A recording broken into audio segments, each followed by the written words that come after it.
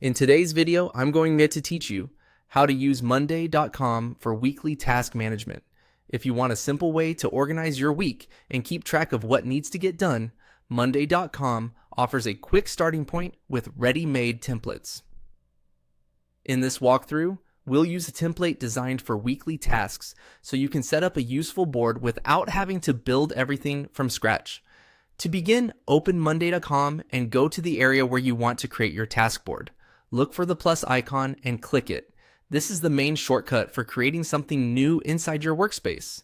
If you're new to the platform, this button is where a lot of setup starts, so it's a good one to get familiar with. After clicking the plus icon, choose Start with Template. This option is helpful because it saves time and gives you a structure that's already designed for a specific purpose. Instead of manually creating columns, groups, and task fields yourself, you can start from a layout that's built to support weekly planning. Next, go to the search bar in the Template Center and type in Task.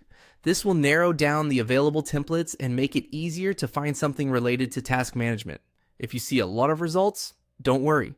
Searching by a simple keyword like this is often the fastest way to get to the right setup. From the search results, click on Design Weekly Tasks. This template is meant to help you organize recurring work and weekly priorities in a clear visual format. It's a practical choice if you want to manage assignments, deadlines, or team responsibilities across the week. Choosing the right template at this stage makes the rest of your setup much smoother. Once the template opens, click Use Template.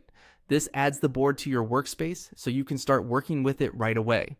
After that, you'll be able to review the layout, adjust task names, and tailor the board to fit your weekly workflow. That's all it takes to get started.